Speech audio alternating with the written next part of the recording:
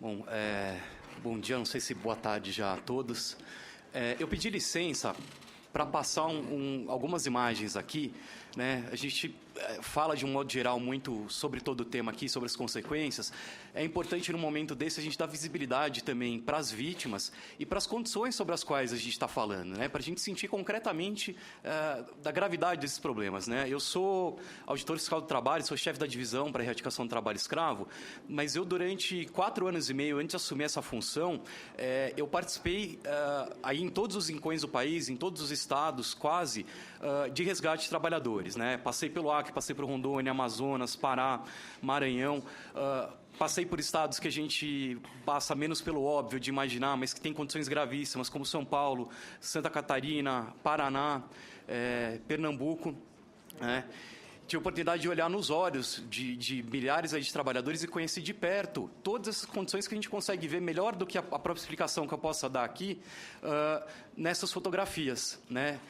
Quando a gente fala de defesa do paradigma ali, de que a condição degradante deve ser o limite para a exploração do trabalho, né, o limite para a preservação da dignidade da pessoa humana, a gente está dizendo que essas condições que a gente está vendo aí nessas fotografias são intoleráveis, né, que essas condições aí não são meras irregularidades trabalhistas, mas são situações que ferem diretamente a condição de ser humano desses trabalhadores, né, retiram, de fato, a condição de igual indignidade dessas pessoas, né.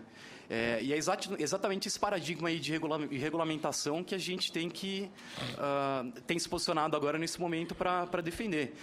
Mais do que testemunha dessas piores condições de trabalho, eu sou testemunha também do resultado desses 20 anos aí de trabalho que avançou para esse paradigma, principalmente a partir de 2003, quando a gente reconheceu que, de fato, é a dignidade da pessoa humana que precisa ser preservada, né?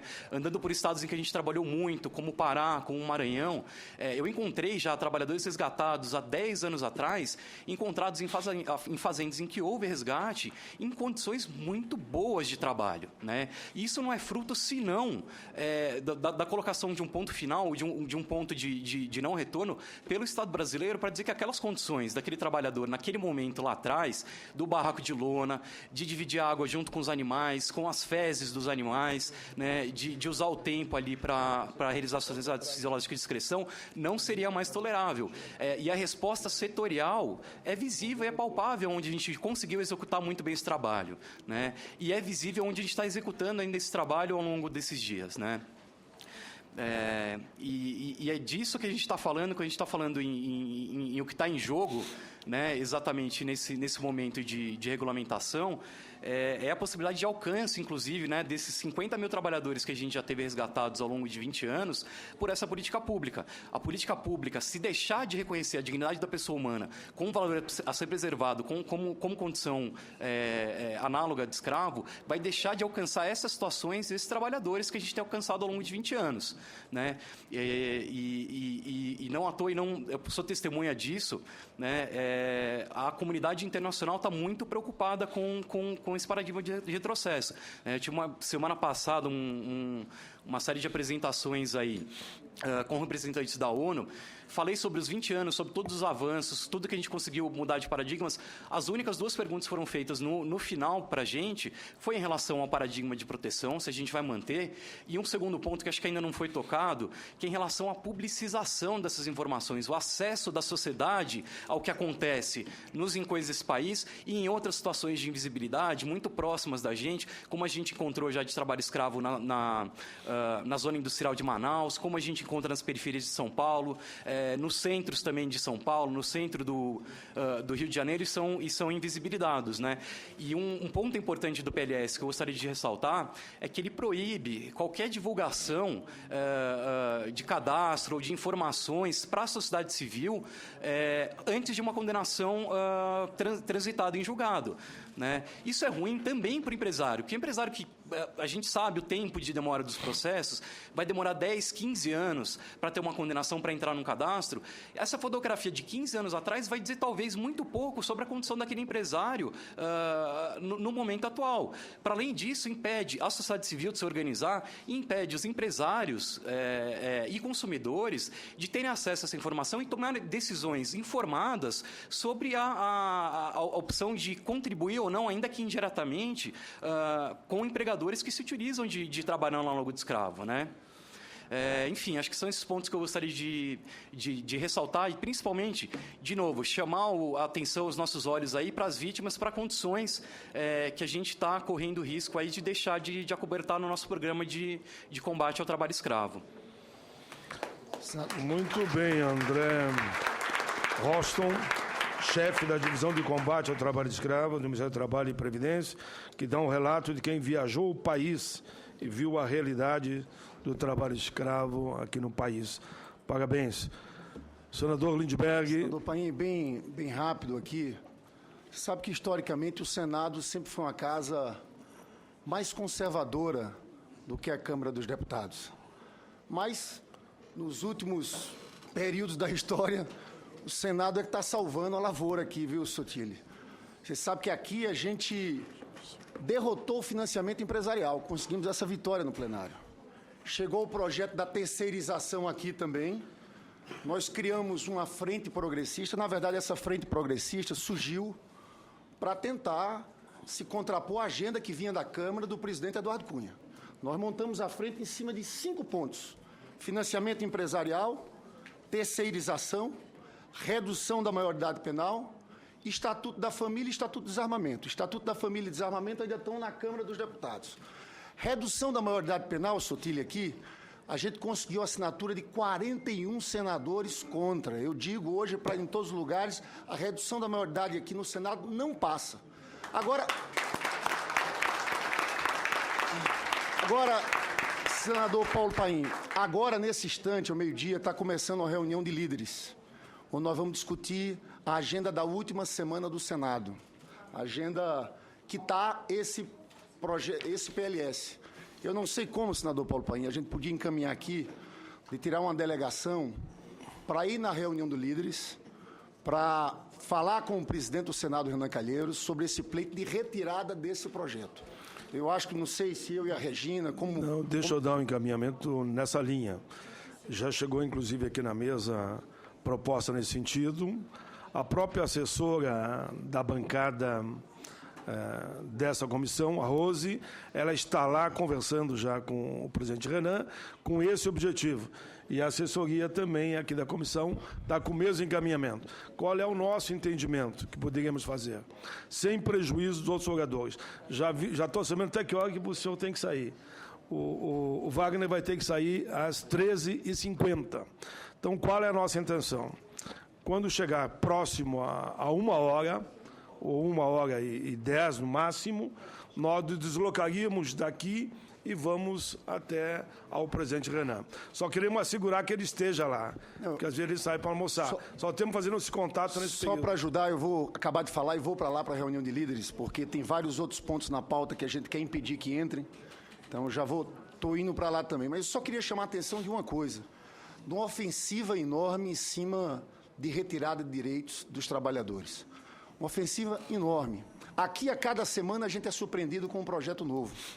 E eu diria que, nesse debate que o país entra, de discussão do impeachment, a gente tem que estar atento para as consequências. Eu ontem fiz um discurso, o senador Paulo Paim estava lá. Nesse documento, Sotile, a ponte para o futuro, que alguns estão chamando de Projeto Temer. É impressionante o que está escrito lá. Primeiro ponto, nós conseguimos, o senador Paulo Paim foi um grande defensor aqui, derrotar, mas está escrito em letras garrafais: o negociado na frente do legislado. Isso não é retroceder a Constituição, não, é retroceder a Era Vargas, é rasgar a CLT.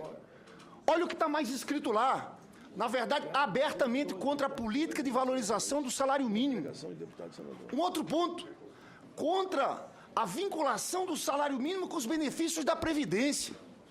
Isso é de uma maldade tremenda. São mais de 70% das pessoas que recebem da Previdência recebem um salário mínimo.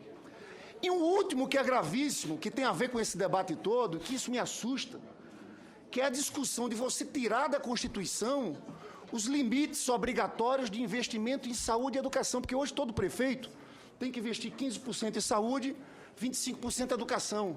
Todo governador tem que investir 12% em saúde, 25% em educação.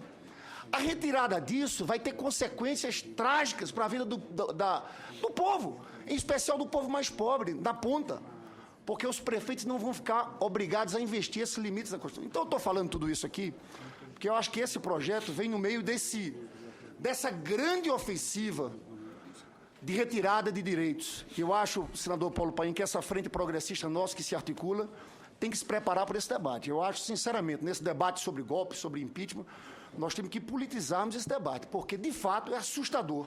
Quem lê esse projeto do Temer, essa ponte para o futuro, eu diria o seguinte: nunca um programa como esse, um candidato que fosse disputar a eleição democraticamente seria eleito com um programa como esse. Por isso que eu digo que esse é um programa do golpe, que é um programa antipovo, de retirada de direitos, que só acena para o sistema financeiro. Então, eu acho que é importante, desculpa entrar nesse outro tema, mas, de fato, tenho ficado muito angustiado com essa discussão e com o consenso que está se armando em parte da sociedade brasileira, até aqui no Parlamento, de setores da oposição, com setores do PMDB, resgatando bandeiras neoliberais de um radicalismo que eu nunca vi. Vale dizer que nem no governo Fernando Henrique Cardoso eles tiveram tanta ousadia para propor um pacote tão articulado de retirada de direitos. Era isso que tinha que falar. Muito bem. Esse foi o senador Ludwig Farias. Vamos de imediato ao senhor Carlos Eduardo Chaves Silva, que fala pelos assalariados rurais da Confederação Nacional dos Trabalhadores da Agricultura, CONTAG. Boa tarde. Acho que está funcionando. Boa tarde, senador Paulo Paim. Em nome da CONTAG, eu agradeço a Vossa Excelência pela iniciativa de convocar essa audiência pública. No momento que nós, rurais, esse ano, estamos já ficando habituados a sermos surpreendidos com, desculpa utilizar essa expressão emprestada, mas com tentativas de golpe contra a legislação trabalhista rural. Essa é só mais uma situação de outras que a gente já vivenciou durante todo esse ano. Não posso deixar de me solidarizar aqui com Graça. Graça também foi revistado aqui no acesso ao Senado. E o mais interessante é ouvir que o procedimento com as audiências da Comissão de Direitos Humanos é esse. Quer dizer que até nesse espaço a gente está sendo marginalizado. Então, cumprimento a todos os presentes de entidades que são parceiras nessa luta do dia a dia. E quero começar dizendo a vocês que a CONTAG sempre desconfia de projetos de lei apresentados por membros da bancada ruralista que têm em sua justificativa a defesa dos trabalhadores. E eu vou fazer uma ponte com a audiência pública passada, lendo um trecho de uma justificativa de um PLS que foi aprovado a semana passada na Comissão de Agricultura e Reforma Agrária, que é o PLS 208, e a justificativa é o seguinte: em nenhum momento, esse PLS, é importante registrar, é do senador Blairo Maggi. Em nenhum momento pretende-se flexibilizar, precarizar, desregulamentar, reduzir direitos ou postos de trabalho. O objetivo é dar dinamismo ao setor primário para que mais empregos e oportunidades possam ser criados. Nosso objetivo é assegurar a melhoria da qualidade de vida do trabalhador rural e de sua família. Esse PLS é o 208, e no artigo 19, está escrito: é facultado ao empregador rural, cuja atividade produtiva dependa da utilização de maquinários e equipamentos de propriedade de terceiros, a contratação de pessoas físicas ou jurídicas para a execução de sua atividade fim, desde que é inexistente a pessoalidade e a subordinação direta. O inadimplemento de obrigações trabalhistas por parte do prestador de serviços rurais mecanizados, pessoa física ou jurídica, implica na responsabilidade subsidiária. Isso aqui é uma terceirização específica para o meio rural, que é a forma que eles utilizam quando não conseguem enfrentar a sociedade no conjunto. Então vamos mudar a legislação rural, que é o caminho, em tese, mais fácil, já que eles dispõem de uma bancada uma bancada ruralista muito forte aqui. Por que eu estou fazendo esse retrospecto? Porque quando da votação da PEC lá atrás no Senado, a CONTAG viu com desconfiança a defesa por parlamentares, como a então ministra Cátia Abreu e outros que integram a bancada ruralista, defendendo a aprovação da PEC, sendo que no seu dia a dia eles sempre lutaram para desconstruir os instrumentos de combate ao trabalho escravo, como a lista suja, por exemplo. E na época, a Marinete está aqui e deve se lembrar que a CONTAG, inclusive, apontou um caminho de emitir uma nota se posicionando contrária à aprovação da PEC do trabalho escravo. Porque já havia o plano da bancada ruralista de aprovar a PEC e, junto com ela, a regulamentação. Fomos chamados de loucos. Como é que a CONTAG, uma entidade de trabalhador, vai se posicionar contrária à PEC do trabalho escravo? E nós dissemos, é a única forma de chamar a atenção da sociedade, porque vai soar estranho a Cátia Abreu a favor da PEC e a CONTAG que representa os trabalhadores contra. E na época nós só desistimos dessa posição porque foi assegurado que haveria a discussão da regulamentação em separado. Foi aí que a CONTAG decidiu não só apoiar a PEC, a aprovação da PEC, como enfrentar um debate que nenhuma entidade que está aqui tem medo de enfrentar, debater trabalho escravo com qualquer parlamentar de bancada ruralista, com qualquer empresário nessa casa. Ao contrário, nós entendemos que muitos parlamentares deveriam ter vergonha de, no ano de 2015, estar discutindo o conceito de trabalho escravo. O Rogério Sottile falava aqui que, às vezes, numa audiência pública como essa, talvez a gente não precisasse falar nada. Talvez bastasse ver as fotografias que foram expostas aqui. E eu acho, senador Paulo Paim, que o senhor faria um favor muito grande aos trabalhadores se assegurasse uma exposição fotográfica na área dessa casa para mostrar aos parlamentares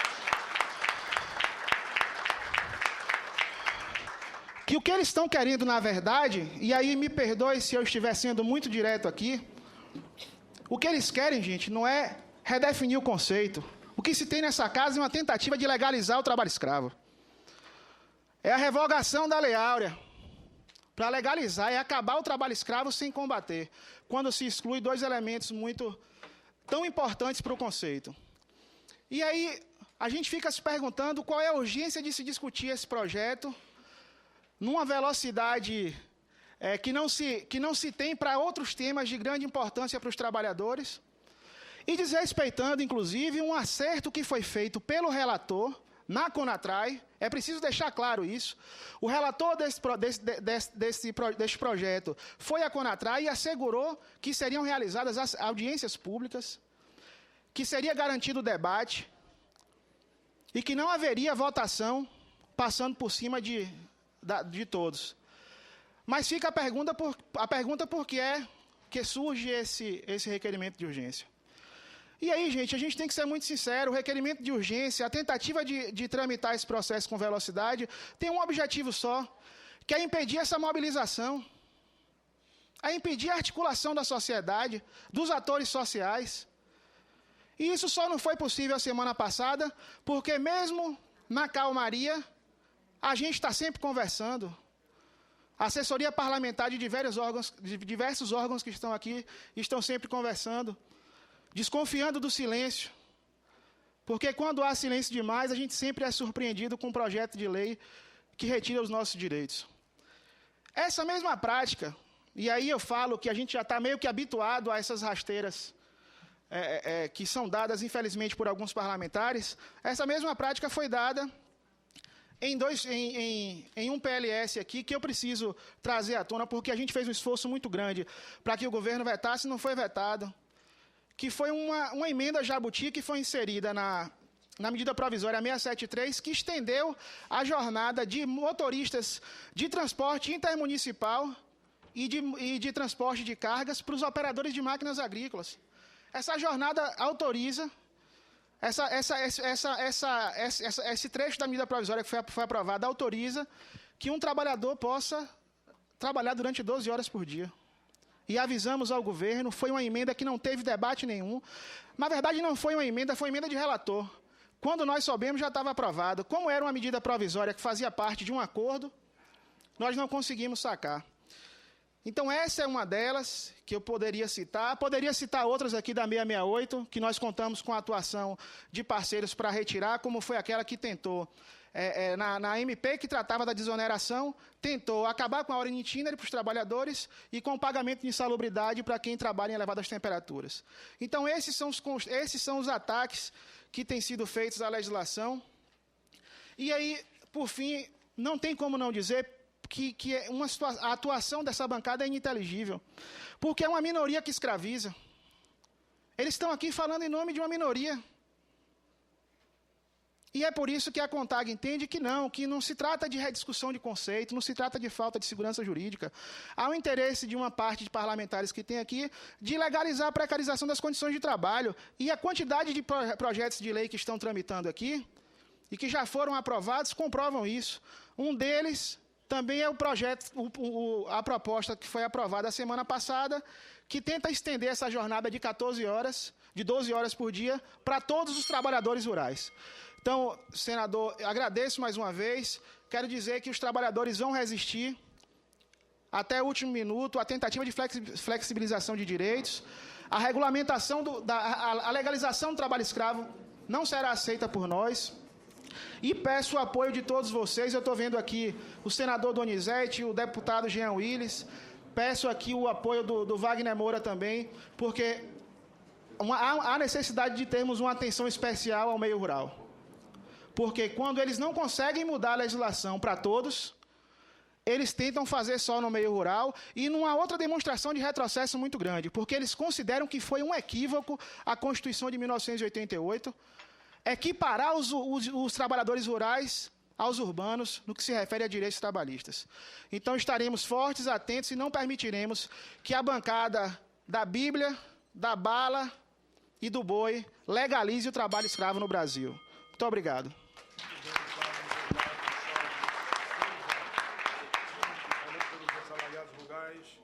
Pela CONTAG, tem diversas pessoas que pediram a palavra já, mas quem pediu primeiro, não é por ele ser deputado, foi o deputado Jean Willis, na minha lista aqui. Obrigado, senador Paim. Bom dia a todas e todos, aos meus amigos Leonardo Sakamoto, Wagner Moura. Eu pedi para falar porque eu tenho uma outra atividade, eu não vou poder ficar até o fim da audiência, nem acompanhar vocês até a reunião com o senador Renan Calheiros. Então, por esse motivo, eu vou falar brevemente. Primeiro, para reafirmar nosso compromisso nessa luta ampla pela erradicação do trabalho escravo ou trabalho análogo à escravidão, né? A luta não só legislativa de impedir que projetos como esse, que buscam revisar, entre aspas, aí, o conceito de trabalho escravo, como outros que retiram direitos dos trabalhadores, prosperem aqui. E a luta política mais ampla que nós travamos junto com os movimentos sociais da sociedade civil organizada.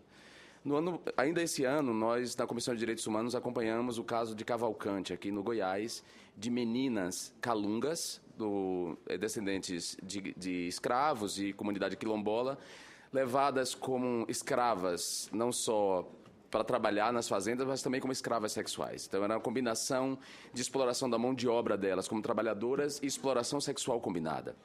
Eu trouxe o caso das meninas calungas de 10 a 14 anos para poder a gente flagrar quem são as vítimas do trabalho escravo, do trabalho análogo à escravidão.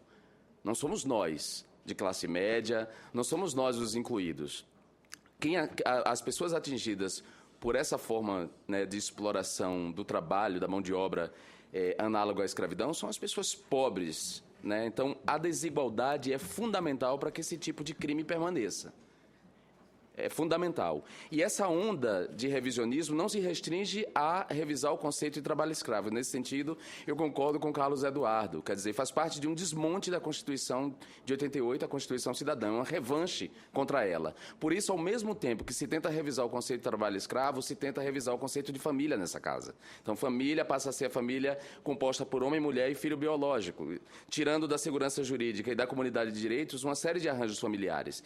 Se tenta revisar, por exemplo, os direitos sexuais e reprodutivos das mulheres, tentando revogar um direito de 1949, que é o direito da mulher a interromper uma gravidez fruto da violência sexual. Então, nada disso é por acaso, esse movimento é orquestrado, bem pensado, e felizmente hoje ele teve um golpe importante da Polícia Federal, que foi parar na casa do deputado Eduardo Cunha. A gente precisa dar nome aos bois. Quem estava conduzindo esse processo aqui era Eduardo Cunha, junto com os deputados que sustentam o seu poder aqui dentro, que estavam conduzindo esse desmonte. Então, essa turma hoje tem um golpe e eu espero que nós possamos dar um freio nesse processo, porque nós promulgamos essa Constituição para sermos um país melhor e uma gente melhor. Muito obrigado.